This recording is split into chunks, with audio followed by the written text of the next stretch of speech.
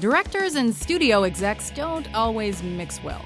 With all your power and all your privileges, has to assume a certain amount of responsibility. Welcome to WatchMojo.com, and today we're counting down our picks for the top 10 movies ruined by studio interference. Withdrawal, we will all die here.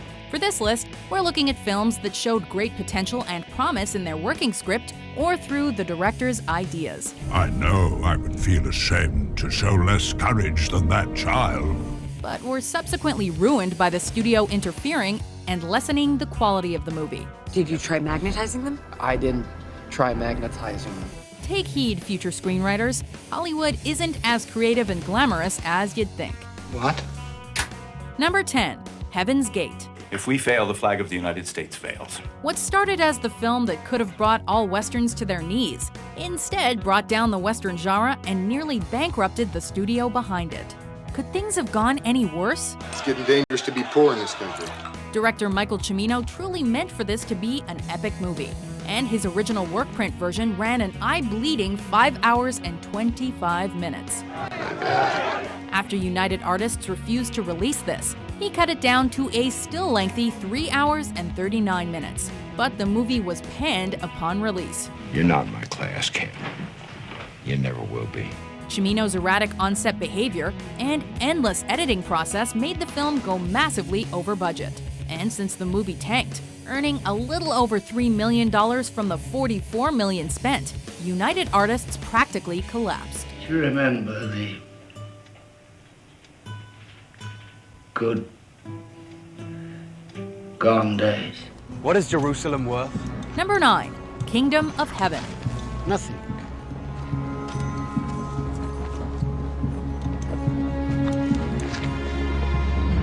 Everything. When you hire Ridley Scott as director, you let him do what he wants, damn it. This is the man that gave us Alien and Blade Runner. It's too bad she won't live! But rather than release Scott's 3-hour movie about the Crusades, 20th Century Fox decided that nobody on Earth would sit through a 189-minute movie, and subsequently trimmed it down to 144. What does that say? What man is a man who does not make the world better? This cut vital character developments and left important plot lines dangling, infuriating Scott and viewers alike. When you stand before God, you cannot say, "But I was told by others to do thus," or that virtue was not convenient at the time. This will not suffice. It also resulted in a movie that wasn't particularly well liked, until Scott released his director's cut, when Kingdom of Heaven was seen in a new light and received all the praise it originally deserved. A better world than has ever been seen. Number 8, Cleopatra. I will not be told where I can go and where I cannot go. The most expensive film ever made at the time, Cleopatra could have been a true historical epic chronicling the life of Egypt's Cleopatra VII. But instead, it turned into a nonsensical mess. Catullus doesn't approve of you. Why haven't you had him killed? Because I approve of him. Originally budgeted at $2 million, the film ended up costing 20th Century Fox over $31 million. This was due to their insistence on reconstructing already built sets, firing crew members for their seeming incompetence, and general irritation such as England's problematic weather. Why are you not dead? They also demanded that the 6-hour original print be cut in half. And when 3 hours of a movie are missing, it's not surprising that a film will end up being a disaster. How dare you and the rest of your barbarians set fire to my library? Despite being 1963's highest-grossing film, Cleopatra earned mixed reviews, but it likely could have been much more spectacular than it was. There cannot be enough hours in the days of a queen, and her nights have too many. Number 7, All the Pretty Horses. What the hell would we want you with us for? 'Cause I'm an American. Sure, adapting Cormac McCarthy may not be the easiest job in the world, but his Western about a cowboy who falls in love stars Matt Damon and was directed by Billy Bob Thornton, which seems like it'd be a winning formula, at least in theory. Some crazy people can say that God is here.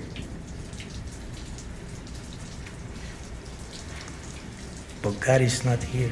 And to be fair, it might have been had we gotten the original 3+ hour cut. However, producer Harvey Weinstein ordered it to be cut down to just under 2 hours. What's it like to be dead? Damon has publicly criticized the edited version, and original composer Daniel Lanois has since refused to license his score for the release of an extended cut because he felt insulted that Weinstein originally scrapped his music for the movie seen in theaters. Mister, I got trouble you never even heard of. Number 6. Once Upon a Time in America. I'm chief of police, not chief of the people. What's that, Sergio Leone? You're one of the most well-known and well-respected directors working today? Well, this is America. Nobody cares about quality or story. Well, that's what we imagined Warner Brothers said during production of this epic crime drama anyway, considering what happened. Now, if we listened to you, we'd still be rolling drunks for a living. Who's of there? You broke? Don't bust my balls, Noodles. I am talking about real money. Leone's masterpiece about organized crime was edited down to 229 minutes for its Cannes Film Festival premiere. But the American studio Warner Brothers had it cut down to 139 minutes for its wide release in the United States. What chance is there that a crazy thing like this might succeed? Don't ask me, ask Max. This resulted in the cut of key plot lines and character development, as well as the reordering of the movie into chronological order, probably because they thought we brain-dead masses wouldn't be able to follow along. You're really crazy. Don't you ever say that to me. Don't you ever say that to me again! The movie was thankfully restored and shown at Cannes in 2012, though further work on a more complete version of Leone's initial 269-minute film is still under development. Be ashamed to see a lifetime of work go to waste. Number 5. The Amazing SpiderMan 2. It's like seeing a ghost. When people heard that Sony was rebooting the Spider-Man franchise, some were excited while others groaned. Then they made the exact same mistake of inserting too many villains into the sequel. I will control everything, and I will be like a god to them. Did no one learn from 2007 Spider-Man 3? I know what it feels like. In the 2014 movie, Spidey faces off against Electro, Green Goblin, and Rhino. All at the behest of Columbia, who seems to think more villains equals flashier action equals more butts in seats. I clash, so I kill you. I destroy you. Well, it didn't turn out so well, as the film was considered inferior to all 4 that came before it. I don't want your money. Come on, everybody wants my money. Star Andrew Garfield has publicly blamed the studio for interfering too much, and now the Spider-Man franchise is being rebooted yet again. Yay? You're Spider-Man. But I love that. But I love Peter Parker more. Number 4. The Golden Compass. Maybe we shouldn't be doing this. Kids don't like darkness and violence and can't handle mature themes, right? That's what New Line Cinema believes, as they significantly changed the story from the novel to the screen in this adaptation of Philip Pullman's Northern Lights. If you value your lives, come no further. This means that they severely cut much of the plot's darker moments in an attempt to cash in on the lighter young adult stories of the time. To discover the source of dust, I intend to travel to these worlds with a sufficient source of energy and, well, a sufficient source of funds. Chris White's lengthy script was edited down in order to maximize revenue, as always, and his bleaker ending, which was in keeping with the novel, was changed for a lighter, happier one that barely anyone enjoyed. That's an awful lot to sort out. Well, who else is going to do it? Besides, we're in this together now. The studio had trouble choosing a director as well, reshot various scenes, and ultimately cut between 30 and 45 minutes, all leading the Golden Compass to underperform at the US box office, receive negative reviews, and put on hiatus any plans for future sequels. Maybe this isn't such a good idea. Number 3. Xmen Origins Wolverine. Your country needs you. I'm Canadian. Many superhero movies were exploding onto screens in 2009, yet they still managed to mess this one up. You didn't have that mouth on you, Wade. He's a perfect soldier.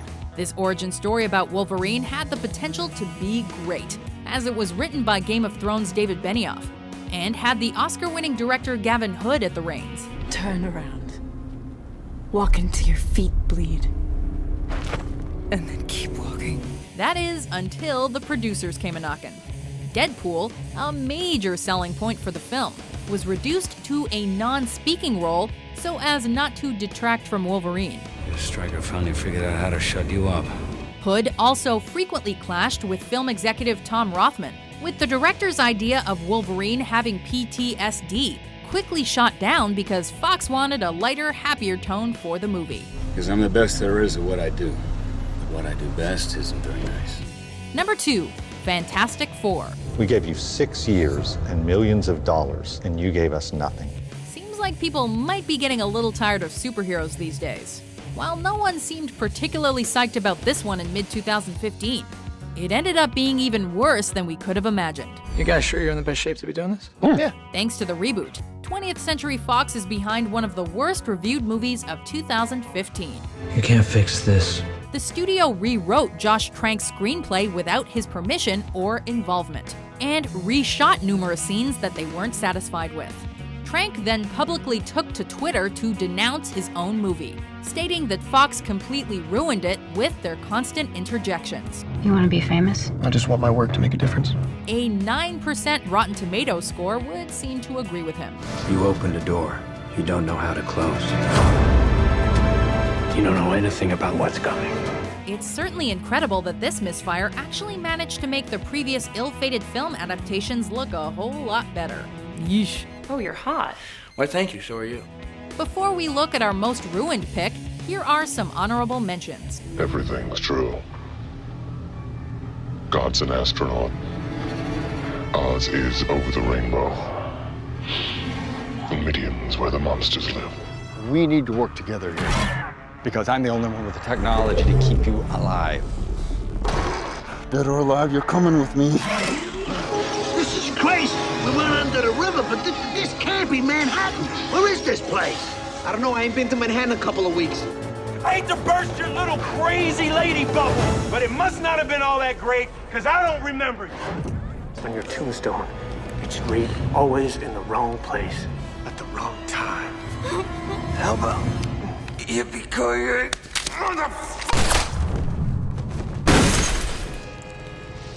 Number 1, Alien 3. Alien was a horror masterpiece, and Aliens an action masterpiece. So, needless to say, expectations were through the roof for Alien 3. And we got this. The movie was plagued with production problems from the beginning, going through numerous proposed plot lines and involving up to 5 separate screenwriters before they began shooting without a completed script. Why should we put our ass on the line for you? Your ass is already on the line. The only question is, what are you gonna do about it? Fox also constantly clashed with director David Fincher throughout filming, reportedly locking him out of editing and reworking the movie themselves, which led him to ultimately disown his own film. That's a bit uncharitable. Audiences weren't too pleased, and if it hadn't been for the improved assembly cut years later, Aliens 3 would have likely faded into obscurity. Are you kidding? Do you agree with our list? Conversation's over. What movie do you think was ruined most by the studios? We'll call the roll and take a voice vote. For more entertaining top 10s published every day, be sure to subscribe to WatchMojo.com. I'll be right there.